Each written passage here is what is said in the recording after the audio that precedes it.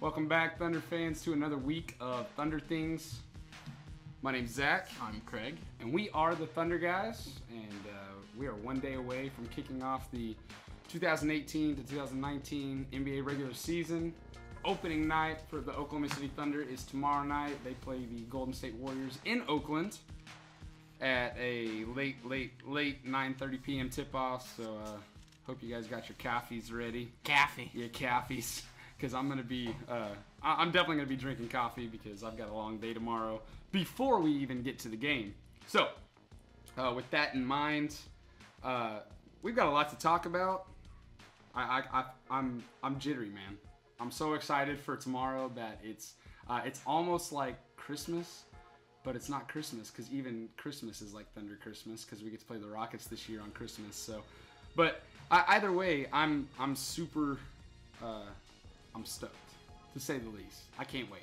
I'm excited. I wish my excitement was right there with you. Is it? Let me ask you this: is your excitement a little bit lower simply because we're playing the Warriors for our first game? No, I think it's the injuries. I really do. That's fair. That ties in, and that's I get where you're coming from. That's fair. That's fair. So we're gonna jump in, and we've got several things we're gonna talk about here. I'm gonna get a topic going and let Craig start talking. That way I can get some of our fine-tuned technical stuff over here worked out. But anyways, last week to kind of recap the preseason a little bit. Craig and I both got to attend the final preseason game. What night was that? That was Tuesday night against the Milwaukee Bucks at home in the Peak. We got to go. Very exciting. I was super excited to be there, even though it was a preseason game. You know what I mean? It's fun to just to be in the house. Yeah, it felt nice to be back. That's for sure.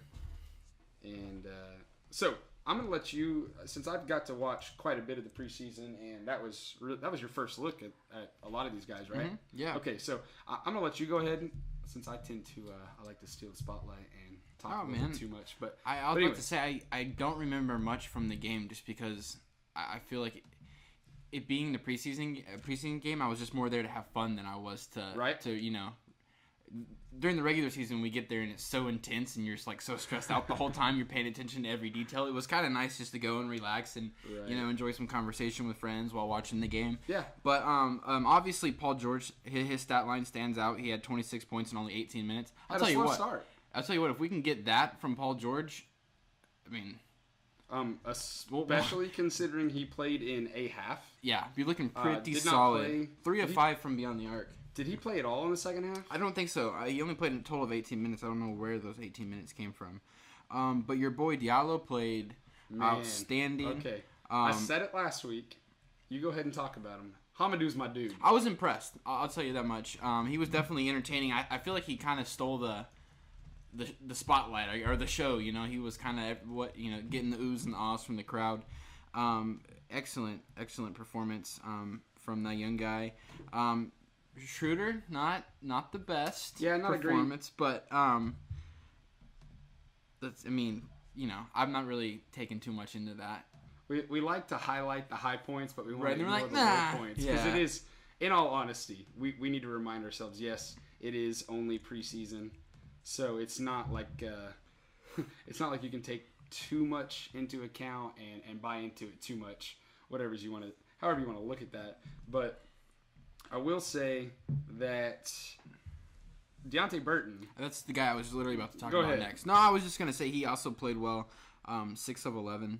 And for those of you that don't know much about Deonte Burton, this dude he's on a 2-way contract, which means he can only spend 45 days with the Thunder. The rest of the time he will be spent playing for the Blue, which is kind of disappointing because, he looked like he might be worthy of playing some real minutes. What do you think? Do you see that for him in the future? Or? Definitely. I'm not sure about this season. He definitely has that potential to find a spot down the road. It's important to keep in mind the level. The guys he was competing with on the court is going to be much different than the kind of guys that he would see during the regular season. But yeah, definitely impressive, and I feel not that I felt bad about him, but I feel, more confident about the young guys that we're developing. We've seen so many guys come through and nothing has ever come of it. Right. So to see this kind of potential and see them actually, play that out on the court is exciting to see. The last thing I want to mention is we're going to talk about our argument from last week. Our segment, here in a second, but we'll call it our weekly argument segment. Okay. Because let's be real, if you've never watched our show before, we have a tendency to disagree, and if you know anything about Craig and I, we go way back. Our arguments go way back for sure, and some of them are legendary, and some of them are not. Either way, we always have fun with it, and we're cool in the end. Even the more heated ones, but we've got this new segment called Point Counterpoint, in which we each pick a side of an argument. We lay it out there, then let the fans decide. But go ahead and where were you going with that? I was just gonna say that Jeremy Grant definitely played better than Patrick Patterson. He did. In a not that game. That is going to change the outcome of who is going to be starting or not, because I don't think Billy Donovan is going to look too much into the stat lines for that position. I just wanted to say that that's fair. Just because I wanted to say that. Fair. So, for me, you pretty much said it all. What stood out to me the most in the game was definitely going to be Hamidou Diallo. He's a guy that I think definitely should be getting some court time, and not just 8 or 10 minutes in blowout games. I'm talking, I want to see the guy, and we're going to get to kind of where we are ranking the roster, but he stood out to me, and I think he is going to be the guy to be coming off the bench and really, honestly, I could see the dude maybe even starting here in a couple of years. Got into a conversation with a friend of mine about, is he a guy that could, potentially replace Andre Robertson? And it got me thinking, I don't know. He's got that talent. We've yet to really see his defensive capabilities, but we definitely know what he's capable of on the offensive end. He's an athletic guy, which Sam Presti loves. I feel like it was a great pickup considering we gave up a 2019 second-round draft pick and then some cash. Right. I'm cool with that. We didn't have to give up too much to gain him, and he genuinely looks like a guy that can hoop, and obviously he can fly. Saw that alley-oop that he had. He had a couple alley-oops in the preseason, but plus his name is just so fun, Hamidou Diallo. You love it. I love the hashtag Homicide. I love it. He's my dude. Hami is my dude, and I hope we get to see some more of him, and I hope it's sooner rather than later. I don't want it to be mid-season before he finally gets a shot. I want it to be early on. Billy D needs to take some chances early on. It just realistically, if they're going to do what needs to be done, then we need to do this. So, anyways, moving on. Let's take a look at, first off, regular season does begin tomorrow, and we're already taking a look at injury reports. Russell Westbrook is listed as out for tomorrow, and obviously that could change, but we knew that he was a question mark going into the regular season with his knee stuff. Disappointing, but what are we going to do with that? Do you expect that to change? Do you think he ends up playing? What do you think? I don't. I think he probably could play, but there's something that they clearly don't want to rush. They, as in the Thunder organization, is being very secretive about the entire situation. I have a regular that comes in to eat at Texadelphia, and she usually has all kinds of information, and she's like, I haven't heard a single word about anything. So that was today. We had this conversation today, and so I don't know. I don't think they're keeping it a secret because something bad has happened, or I think that's kind of just the way they do things. Yeah, I think honestly. It's more of, and it's frustrating. Yeah, because in society today, we want information at our fingertips right now. Yeah. We don't want to have to wait. And honestly, it is kind of a strategy play to make people wait. Right. And because the other team has to adjust. Granted, you can't really adjust for Russell Westbrook. You can do your best, but good luck. I would say he's not playing tomorrow. I would have to agree. Steven Adams listed as questionable with back soreness. I feel like if you're a big guy, you're probably always going to have a sore back. That's just life. Do you see him playing? I don't know. I kind of hate trying to decide on this kind of stuff. I think he ends up playing just because it's season opener. I don't really see him missing with something like that. It's not something he's going to want to sit out for. If he has to, that's going to be disappointing. But my judgment on guys who are listed as questionable is never accurate. Right. I've had flip a coin, right? No, in back-to-back weeks in fantasy football, I've had a guy listed as questionable, and I read all the reports, and it's like it seems like he will be a reliable option, for Sunday, and then he hasn't played. Yeah, it's 3 carries for negative 2 yards or something. Yeah. So. And then on the ones where they're not expected to play, you're like, oh, I definitely need to bench him, and then he plays and he goes off. Yeah. So I expect Adams to play simply because it's season opener and it's Golden State. This is going to be a high octane game. Even though Russell Westbrook's probably not going to play, listed as out. That's disappointing. Some other injuries: Alex Abrinas, Abdul Nader. They're both back at practice. They're expected to be able to play. Nader did not play at all during preseason. I'll be surprised if we see much of him. At least early in the season, it's going to be kind of situational. The dude can play, at least, from highlights that I've seen and from reading about him. But I'm just not sure how he's going to fit into this rotation. So we may have to wait a little bit further into the season to take a look at that. Going back to Steven Adams, did you hear what he said about the when he was asked about Paul George? No idea. What he thought about Paul George re-signing with Oklahoma City? Oh. It was probably the most Steven Adams comment ever. We say this about him a lot. I know. But I'm excited no. to hear Listen. say. He goes, I don't really keep up with that stuff, mate. He goes, I just show up and whoever's on the team, cool. That definitely sounds and I think he means it. He literally probably just shows up and right. He's like, okay, this is who we're rolling with. Let's do it. For sure.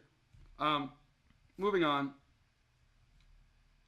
Last week, we started our new segment, Point Counterpoint. Last week's question was who should start at the power forward position for Oklahoma City, and we each had we were pretty consistent in our thought process, and I thought we both had good points. The question was who should start, Jeremy Grant or Patrick Patterson. You chose Jeremy, I chose Tupat. Threw the poll out there earlier today. It was a little bit late getting out this week. We'll try to do that much sooner moving forward. But we asked the people, and the people have replied, and 60% chose Tupat, 40% chose Jeremy Grant. Now, I don't know if that's because they thought my argument was more compelling, if they even watched the clip that I posted of our discussion. But anyways, Tupat was chosen. I even told you that I'm okay either way. I can see pluses and minuses for both. But anyways. Now, for this week's point counterpoint. Now, I need to remind you that we are on a bit of a time crunch with our argument because of the way that this segment works. I'm going to give you 45 seconds. You said you wouldn't even need that much, but I think you went over last week. I did. It was like a minute. I'm going to hold you firm to it this week. 45 seconds? Okay? So, before I tell our viewers and our listeners and everyone else tuning in worldwide, whether it be on Facebook Live or Crossover Radio, or if you are watching sometime in the future. Are you ready?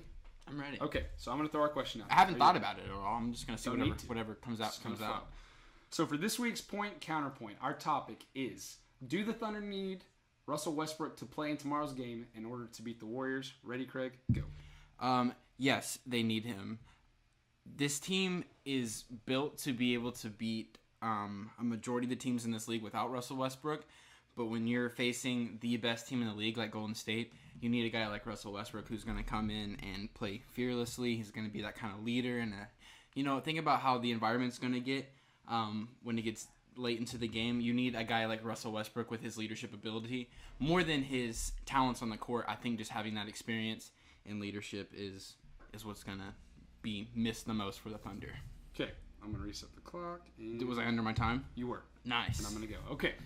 I say no. The Thunder do not need him in order to beat the Warriors. They might need a perfect storm situation in order to do so, but Dennis Schroeder has shown some really good things coming into the preseason. His chemistry looks really good with Steven Adams, which I think the point guard Adams connection, whoever it is playing that position, has to be fluent in this matchup in order for things to go well for the Thunder. On top of that, Paul George was the dude in Indiana for years. He knows what it's like to have to carry a team. If he has to do that for this game, I think dude could go off for 40 and end up carrying the Thunder to the win. I'm not saying that's going to happen, but it could. So I'm rolling with no, the Thunder don't necessarily need him. And with that, let us know what you think. We'll throw this out on Twitter and put it on Facebook as well. So vote on who you think won that argument. I'm just saying, I feel like you're right about Paul George, being able to lead this team to wins against maybe literally Almost anybody else besides Golden State. That's fair. It's just I honestly feel like if we were to be playing any other team tomorrow, I would say that we don't need them. So you're going in tomorrow kind of expecting a loss. I told you that as soon as the schedule came out, bro. That's fair. It's a tough one to go into. That's just me being pessimistic the back-to-back, NBA champions on ring ceremony night expecting you to win. It's tough. I will say, you know what? I'll wait till we get to the weekly forecast. I'll wait. Sounds good. I'm not entirely certain, but we may or may not be having technical difficulties. We will find out one way or another. If you're tuning in, give us a shout out of some sort. I'm not sure. Facebook's acting a little wonky with Facebook Live, but it's cool. If it's not working, we'll get this bad boy uploaded to YouTube here shortly, and we'll be good to go. But I'm gonna try not to mess with the thing. Either way, we are trucking ahead. We're moving forward. We know that all our wonderful listeners on Crossover Radio, whether you're listening online or the Crossover Radio app, we know that you're tuning in, and we don't want to leave you hanging. So, talking ranking the roster, Craig. Let's cover our first category. Let's call them our key guys. These are the main dudes that we want to see. In terms of, these are the guys we want on the court, not just to start the game, but to finish it. Okay, so injuries aside, who do you have where? Injuries aside, right? Injuries aside, everyone's healthy in this situation. Everyone's healthy. Russell Westbrook, Andre Robertson, Paul George, Jeremy Grant, and Steven Adams. That's who I want to see. I'm not completely against the idea of Patrick Patterson starting. Okay. But I do want to see Jeremy Grant on the floor to end the games. Even if Patterson is starting, I want Grant out there. Just, going back to what I said last week, he's got that ability to make the big play happen. It's one of those things where you know what you're going to get out of Patrick Patterson, but the ceiling is definitely in favor with Jeremy Grant as far as what he's capable of doing. And we go and talk about finishing the game too, because I'm not sure. I guess here's let me just say this: you've got a lot of confidence. It sounds like in Dre and Jeremy Grant. For me, Russ, Paul George, and Adams, those are like my main guys. I thought we were doing the whole five. Sorry. I did kind of say starters. I think, yeah. Let's say we want these guys on the court at any given moment, basically. Who are your guys out of those five you said? Would you go with the same three I said? Yeah, of course. Okay. Yeah. Then let's go down to the next tier of maybe even more important than role players, but not quite the key players. Who else would you put in there besides Dre and Jeremy? Because I'm gonna have to agree with you there on those guys. Is there anybody else that you would switch out? I definitely think we're going to get a situation where Dennis Schroeder's playing alongside Russ and Paul George and Steven Adams as well. I don't know how you could not have that situation on the court, because literally any of those three guys could run the pick and roll with Steven Adams, Right. And I think when you've got that many options out there, it opens up so many endless possibilities for you. So I definitely think in clutch game times, it's going to be situational, of course. If you need defense, then obviously Andre Robertson is going to be on the court. If you're in an offensive situation, I definitely want to see Schroeder out there, because he's a scorer. He's got that capability. That's who I would want to see in a scoring situation, is Schroeder out there. I'm going to have to agree with you pretty much across the board there. Schroeder's a guy that I think he needs to be on the court. I'm not going to say necessarily 30 minutes. He needs at least 25. Not just because of his playmaking ability and a lot. He's a scorer. He sees the court really well, and to me, he's the kind of guy that I'm totally comfortable with having the ball in his hands. I can't say that about everybody. I can't say that about I'm looking at some of these backups, and I'm not sure how confident I feel with them. With Schroeder, I feel like he's going to start for most teams in the NBA outside of, some of the... I'd say at least half the teams he could be a starter. I can't believe I didn't consider him for my 6th Man of the Year prediction. Did you already put yours in? I did. Okay. I can't believe it didn't even cross my mind to think about it. Well, spoiler alert, he's going to be mine. So it's not too late to change it. If no, you want to change it, it's okay. I haven't put the post up. I will say we've been doing all kinds of preseason coverage. Go check it out at heartland-sports.com. Go to the Thunder category. We've got a Thunder preview section. Go check everything out. Today we posted our 10 bold predictions. Maybe we can discuss a few of those because Craig might have been on something when he came up with some of his. You went bold, man. You went like. I don't ever know how to. I almost don't like doing them because it's not like, do I go super bold so it's truly bold, or do I keep it realistic? Exactly. Is that what you're talking about? Yeah, like I just want to say I'm a fan of you going extra bold. I like it. Because I almost feel like I played it too safe with mine, but we can get to that. Yeah. Well, we'll get to it later. Yeah. So moving on to the next category, as far as role players, guys that need to play every single game, but not necessarily heavy minutes every game. I've only got a couple guys in that category. Who do you have? I think the biggest one for me is Nerlens Noel. Okay. Obviously, he's a talented guy. Gonna need some minutes. I know you're gonna throw out Diallo, which is fine. Because I'm gonna agree with you there. You're not. I'm not yet. Not yet. Okay. To me, let me. I don't think I'm clarifying on what I'm thinking here. As far as role players, these are the dudes that I'm thinking averaging 20 to 25 minutes every single game. Okay. So then, really, in my opinion, I would go with just Nerlens Noel and Alex Abrines. Where do you have Tupat? Does he fall in this category, or is he even the next one? I think he's just below it. Okay. I think it's That's definitely, fair. even if he's a starter, I think he's very much so like a. How many times have we seen Andre Robertson start a game and he only plays 10, 15 minutes? Okay. I think when he was in his earlier seasons. Right. I think if Patterson starts, it looks like that in a way. Which I said, I'm okay with that. I'm fine with him starting. I've kind of got. If he gets going, leave him out there. The way you're thinking with Nerlens Noel, that's how I think of Tupat and opposite. I think Noel is going to be a guy that there will be nights where he could very well play 25 minutes. Other nights, it just kind of depends on how he's flowing and what the matchups are. Along with that category of, I'm thinking 15 minutes average. Some nights that'll be heavier. Some nights they may not even step on the court. I'm thinking I've got a list here. With Nerlens Noel, I'm thinking about our boy Adams getting into some foul trouble. That's fair. It's been known to happen. Okay. And so I think that's why I think he will have more minutes, just based on that situation. That's fair. Besides that, I've got Terrence Ferguson, my boy Hami, Raymond Felton, and then this is the next tier, right? This is the guys that I'm thinking average 15 minutes, maximum 25 a game, minimum maybe not even see the court.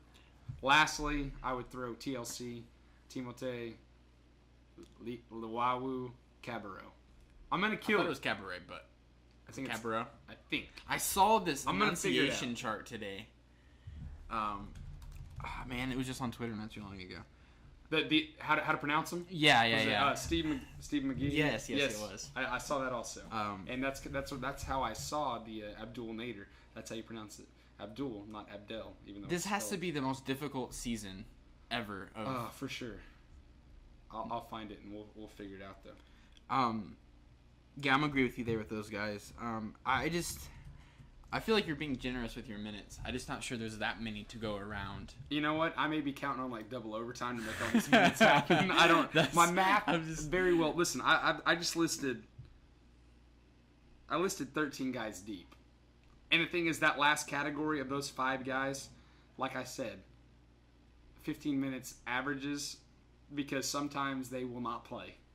And other times they will play. You're probably right. I think I got too many minutes on here. The more I look 15, at it. I would say instead of 15 average, like 15 minute peak for those guys. You're probably right. I'm gonna move realistically Nerlens into the top 10 guys. How many? Okay, how about this? How many guys do you think Billy Donovan's gonna play on a normal night? Realistically, I'd say 9 at the most. Really. I guess it's hard. It's one of those things that's hard with, you don't know what kind of situation you're going to be in. I don't see us going 10, 11 guys deep. Well, I'm going to say 10 just to be that guy. But I think you're on the right track. I would say somewhere between 8 and 9. That's fair. 8.5 guys. 8.5 guys. Cal Singler's not on the team anymore, man. I'm just kidding. Singler's not half a man. I appreciate all that he did for the Thunder in terms of looking like a supervillain. But very chill guy, from what I've been told. And I've heard he's a nice guy, and that's great. Drives a Nissan. True story. Down to earth. I hope he is doing well, and that he, whatever it is he decides to do next. He handled himself well. I do think so. I know we're not. This is off topic, but I feel like a lot of guys in his situation wouldn't have handled it the way that he did. That's fair. So, he was literally the whipping. Not literally. He was figuratively the whipping boy for the Thunder for so long. I gotta be careful with the way I word things there. Anyways, let's. I'm gonna pull up our 10 bold predictions, and let's go through some of these. You want to do one of yours and then one of mine? Yeah. Go through that way. Just that way, it's not bagging on you, and then I take the brunt of the ending. Now, okay. Bagging on me? What are you talking about? I don't know, because you went off the rails, man. I'm just kidding. Go ahead and pick one and start. You just want to go 1, 2, 3, 4, 5 all the way down? Yeah. See, I would say I'm thinking maybe the one that you think that I'm being super bold on is Russ winning MVP. Because I feel confident about that. Let me rank yours in boldness. Okay, I'm gonna give you the numbers. That way, people don't know, and you can go through them. I'm gonna go boldest to least bold. I'm gonna say 1, 2, 4, 3, 5. Number one. You said Russell Westbrook will win his second MVP. Explain yourself. Like I said, we're going bold here. These are bold predictions. I feel like with the team that he has around him, and I explained this in here, it'll be very different than his first MVP. As opposed to where he kind of carried the load all the way through for that season, and that's why he won MVP. What are you making that face for? Because I don't know if our Facebook feed just crashed. No, we're good. As opposed to this season, he's got a more mature and more experienced Steven Adams. Of course, Paul George. I think it's more of like I hate this comparison, but like a Steph Curry type MVP season where he's got plenty of talent around him, but he shines the most. So not through deserved, that. But he still gets. No. I'm just saying and James Harden gets. He has a talented team, but he brings even more to that team, and he is the guy who shines through all of that the most. And I'm kind of pulling a U in a sense where I think this is going to be a very successful season for the Thunder, and I think that is the reason with all his personal statistical credentials. That's and all that is the reason why he's going to win his second MVP. You've explained yourself well. Thank you. You're slightly less crazy than I thought you were a few minutes ago. Like I said, these are bold predictions here. And that's I would not clarify. I would not put money on this. We're not out now. Did you see the odds? No. They were like Russell Westbrook plus 4,400. That's a great bet. Yeah. You put $10 down, you had $440. That's all. That's slightly better than if you had put $10 on the Thunder to win the NBA Finals. Nudge, which I did. Which I did also. But that's neither here nor there. Okay, let's move on to mine. Have you looked at mine? No. Okay. Well, I'm just gonna go ahead and start with number 1, and you may laugh at this one. This may be the boldest on my list. The Thunder will finish in the top 10 in free throw shooting. I made a free throw prediction last year, and I was way off. Do you remember where we finished last year? Bottom of the 29th out of 30 teams, and I'm picking top 10. Made just 71.6%. I believe it was the Warriors that led the league with 79.6 or something like that. Two things: Andre Robertson's out for a couple months.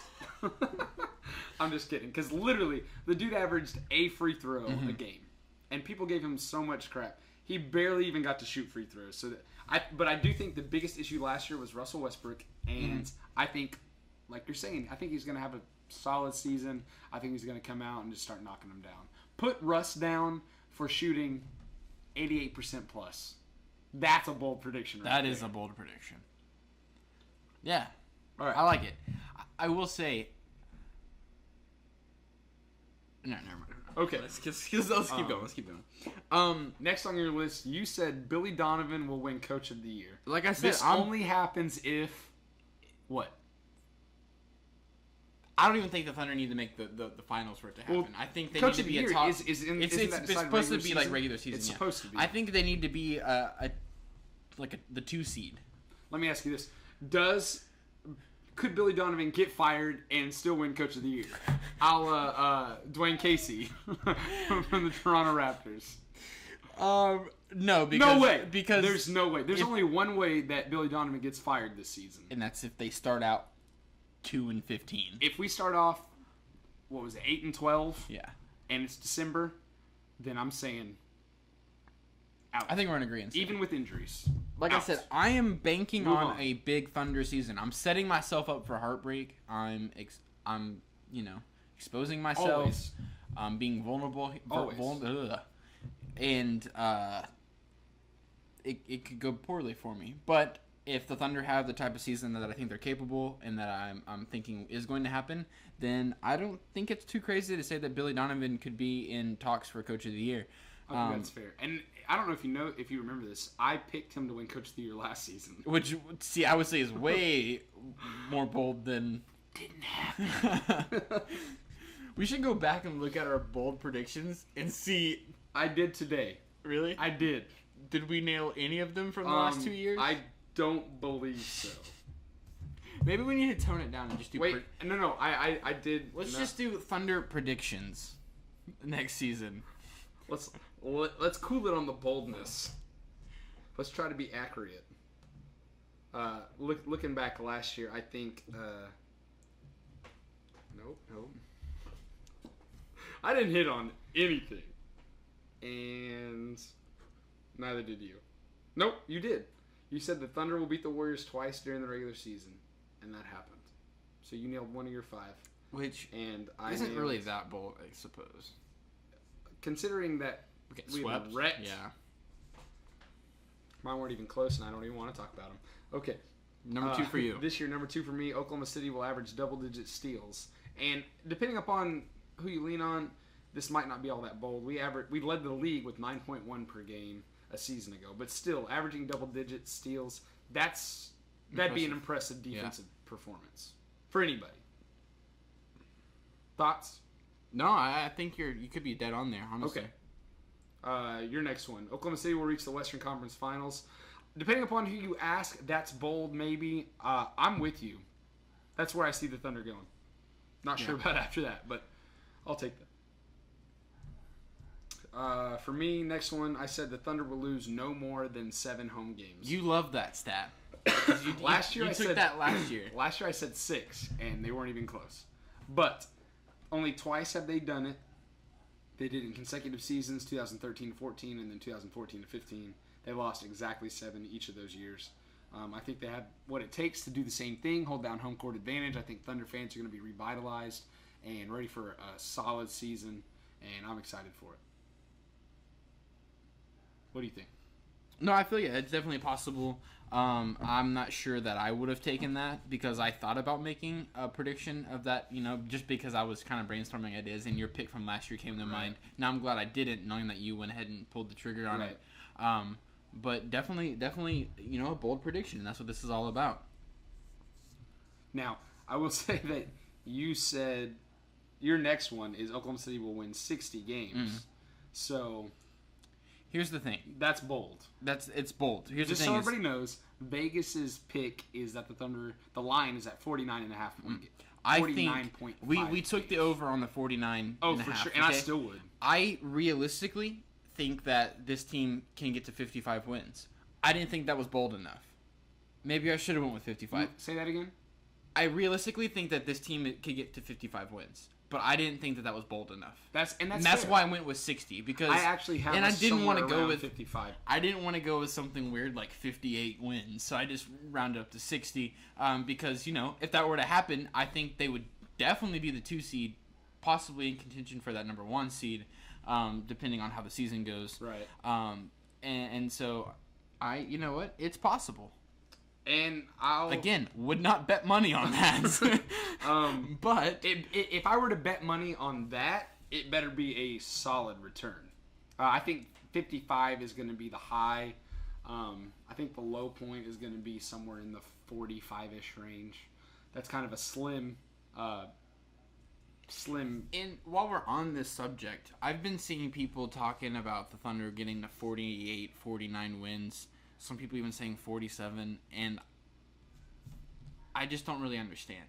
Based on, I get in their with minds, the injuries. You lost Carmelo Anthony. You're going to be worse. But these are some Thunder fans that are saying this. There's some stuff on my timeline, and I get with the injuries that that's going to, I guess, damper the team. But you really think that the Thunder are gonna?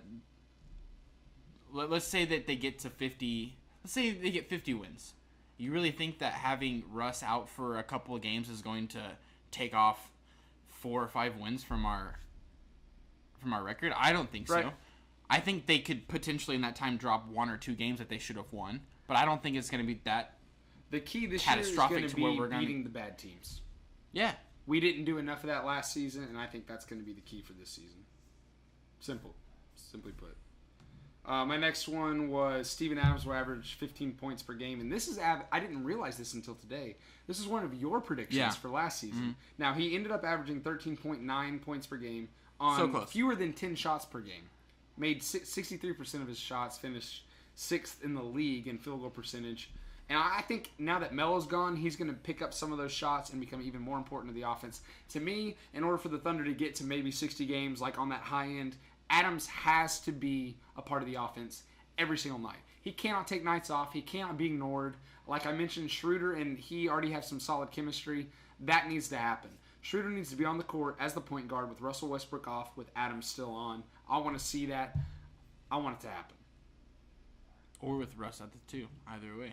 That I would be down for that. That might even be much more doper. Much more doper. Much more doper. Your last one, you said Russell Westbrook will average a triple-double once again. This is insane. The fact that, first off, this is a bold prediction, but at the same time, the fact that we can even talk about it and it be considered realistic is nuts. He went consecutive seasons. Nobody's ever done that. Right. Nobody's ever done it more than once. Right.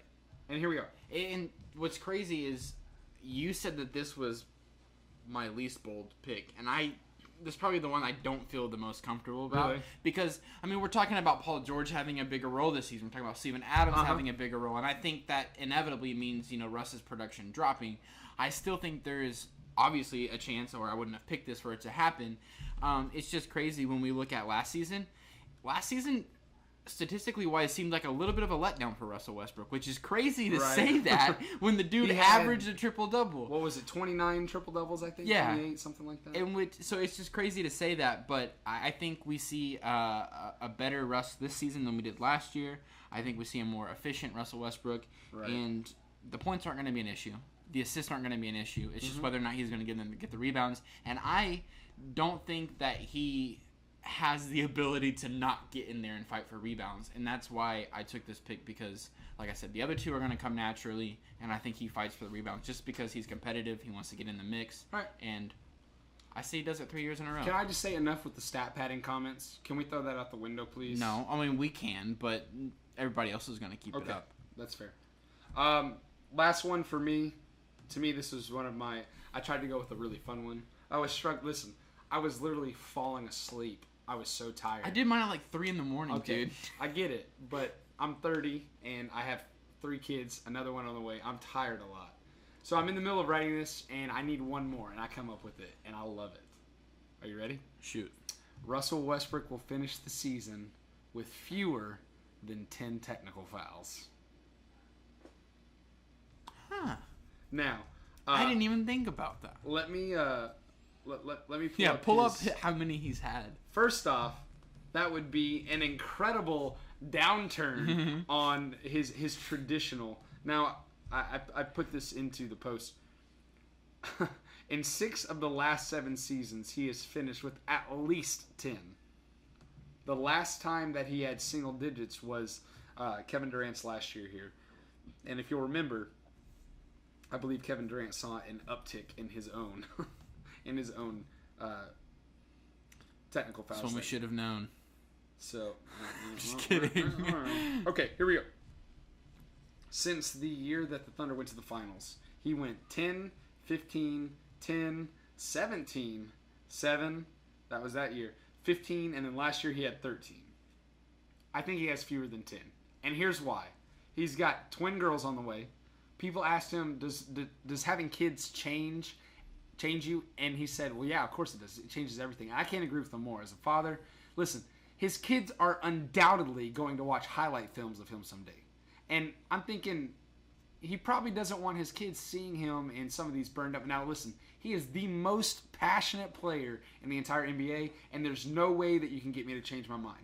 That's not going to happen. That's who he is. That's what he does, and that's what he's going to keep doing. But even with that in mind, I think he's going to tone it back. He's relaxing more. He's getting into his flow. He's got teammates around him that back him up, and there is no question, is Russell Westbrook a good teammate? There is no question, does he play his hardest every single night?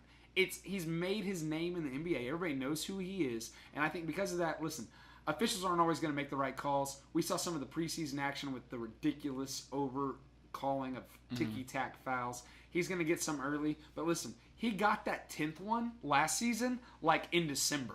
It was early. I can't remember when it was, but I know it was early. And there was the question, is he going to be able to stick it out all season long? Is he going to be able to make it? Or is he going to get to, I think, the number 16 before he starts getting suspensions? And he just like kind of turned it off, and he was fine, and that was awesome. Is he going to be able to do that again? I don't know, but I'm going to put it at like 8.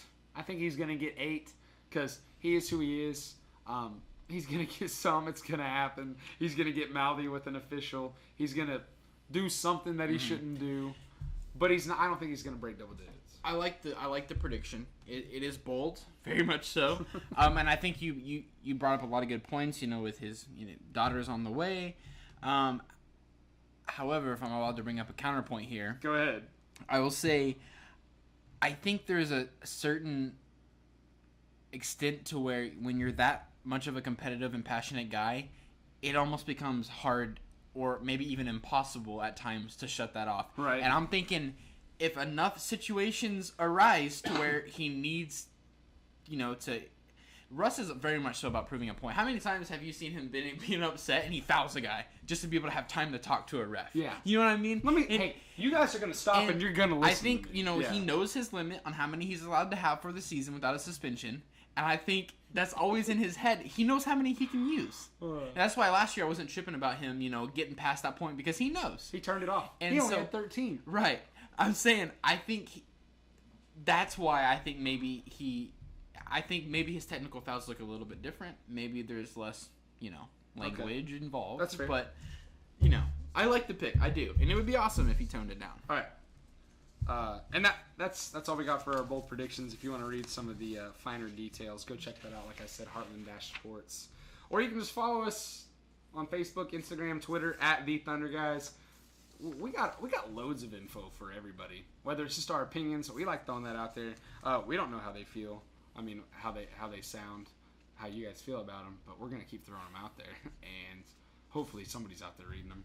So we move ahead to this is the part of the show where we discuss the weekly forecast, the upcoming games. We are not weathermen, by the way, but. It will be cold in Oklahoma City, but it's supposed to be in the 60s for the rest of the week. Really? Yes, it's nice. gonna be gorgeous, in honor of our friends in Boston. Go Red Sox. Go Red Sox. Moving ahead. Okay, season opener tomorrow at Golden State. That's gonna be a 9:30 tip-off on Friday. Playing in Los Angeles against the Clippers. That's also a 9:30 tip-off. And then on Sunday against the Sacramento Kings, season home opener. The Thunder guys will be in the house. We will be live from the Peak, tweeting. Follow us, chat with us. We will let you guys know everything we possibly can about what's going on. I'm just excited to be in front of. I'm hoping Russell Westbrook's back by then. If he's not, I'm gonna be disappointed. So let's talk about the games. What are you thinking for tomorrow night? What are you hoping to see? Of course, you'd love to see a win. That's the most important thing. But outside of that, I want to see this be a complete team effort. I mean, like you said earlier, Paul George could go off for 40 points. That would be awesome. However, I'd feel much more confident about this team if it was a collective effort, and not one guy had to carry the burden. But like I said, a win's a win in any form of shape that it comes in. I want to see some of these guys that we mentioned, maybe Diallo getting an opportunity. Terrence Ferguson, whether I like the guy or not, he's going to get a shot, and I want to see him play well because I don't, regardless of what you may think of me, I don't want guys to fail on the court because you have accused me of that before. You shouldn't want, and nobody should want that. If you're a fan of a team, you shouldn't want anybody to fail. I'm just saying you have definitely accused me of that before, and that's not true. I just stated how I see it. So I just want this to be a complete team win. I hope Steven Adams plays because we have a shot without Russ Westbrook, but we have no shot without both Westbrook and Steven Adams. Sure. So, it's just going to be great that Thunder basketball's back. Pick a not an exact score, but roundabout. Who do you expect to win and by how much? I'm going to take. This is my official prediction, right? This is it, man. I'm locking you in. Okay. I would say Golden State 112, Oklahoma City 102. I'm going to say the Dubs by 12, probably somewhere in the area that you're saying. And this is only because the Brody's out. I did say the Thunder can win. I did not say that they would win. I made sure to throw that in there. So that's kind of how I feel about that. Obviously, now listen, some people think you have to pick your team every single time. Don't be stupid, okay? We love the Thunder as much as anybody. And just because I'm predicting to lose doesn't mean I won't be cheering my heart out. I'm going to be watching it all the same. I'm going to be drinking coffee. Coffee? I'm going to be drinking coffee. I'm going to be all jacked up on Mountain Dew. Don't come at me talking who's a bigger fan because I'll fight some people for the Brody. Don't mess with this. But, I'm still thinking the Dubs are going to win, unfortunately. And it's going to be tough to write that recap. Yeah. At midnight whenever I've been up since 5 a.m. tomorrow. But, hey, it's cool. Friday night in Los Angeles at Staples Center playing the Clippers, who have, we can only assume, resumed their throne as the bottom team in L.A. Mm-hmm. What are you thinking here? I am thinking a win, and I think it could even be a big win. I'm going for a big win. Yeah. Are we ready for our lock yet, or are we waiting? If this is your lock, I'm taking the Clippers as my lock. You're locking a win in Los Angeles. Yes, very much so. I am confident about that one. Let's go. I don't think spreads are out or anything like that, but what would you take? I'll play it safe and just say 10 because double-digit win. Yeah, double-digit win. I'm going to say 17 point win. Yeah, sounds good to me, man. Because I'll be honest. If you had to name a star on the Clippers, who would it be? Can you name a guy on the Clippers? Come on, man. Somebody? They're all gone, are they not? I know, it's crazy. It's a completely different roster. Off the top of my head. Which I guess could be dangerous. I'm going to say Tobias Harris is probably their best player. And that's no shade on him. He's a solid guy. But realistically, I don't even know who... Hold on, I'm trying to, if I can get the interwebs to load, take a look at their depth chart. I'm just thinking they've lost Patrick Beverly. Ooh, that could be fun. But besides that, I mean, they're starting 5. Beverly, Avery Bradley, Danilo Gallinari, if he's not out for some sort of injury, Tobias Harris, and then Marcin Gortat.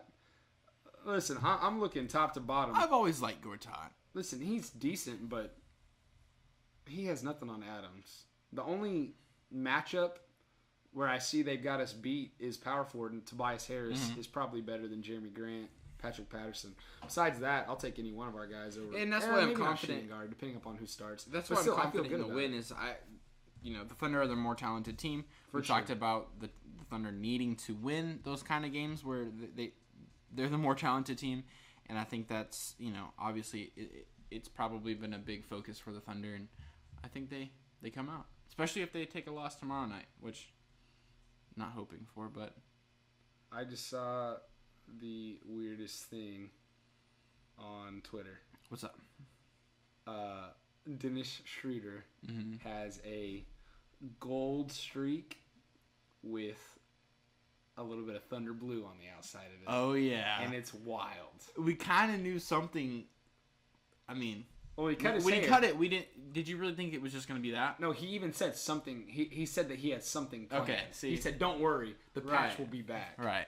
And can I see it? Here, if I can turn my computer without making too much noise here. Oh yeah. It's all the way around. Oh yeah. This is wild. I wish you guys could see this. Go on Twitter. It's anyways, it looks cool. I feel good about that also. Lastly, last game of the week before our show next Monday, we've got the home opener against Sacramento. This is my lock of the week. Listen, I'm going to take us by, I don't know. I'm going to go super bold, and I'm going to say we're going to win by Taylor Swift. 22. Okay. All right. Okay. You should have said by how many years old I am. Right on. That's my lock, though. Chalking it up as a win, and I'm thinking it's going to be a big win. Here's the thing. The reason I think the Thunder are going to win this game. The reason I didn't take them as a lock is because I think that this could be a game that the Thunder potentially overlook in a sense. And like I said, we already talked about how we're hoping that doesn't happen this season. Because realistically, it shouldn't happen. The Kings are a bottom 5 team, undoubtedly. Right. I mean, they've got Ben McLemore, but you know, he's not. He shouldn't be anybody who just beats the Thunder on his own. Yeah. But I am gonna pick the Thunder by 10 to 15 points here. But I will say, look out. If an upset's gonna happen, it's gonna be against the Kings. But I don't. I think the Thunder will pull through. That's 110% totally fair. And with that, I think it's about that time, Craig. It's about that time. This time next week, we will be discussing all of these wins for the Thunder. All of them? All of these. All of them's. Sounds good to me. Thanks again for tuning in for Thunder Things. I'm Zach. I'm Craig. And we are the Thunder Guys. Give us a follow on social media at the Thunder Guys. We'll keep you updated with everything that we could possibly think of and come up with. Come chat with us during the games on Twitter. We'll be live tweeting every single game this season, whether it be from the Thunder Guys account or maybe we'll have our boy Trent doing some here and there. Either way, come chat with us. Let us know what you're thinking. We're excited for the season. It's going to be a good season. So, thanks for tuning in, and we will catch you guys next week.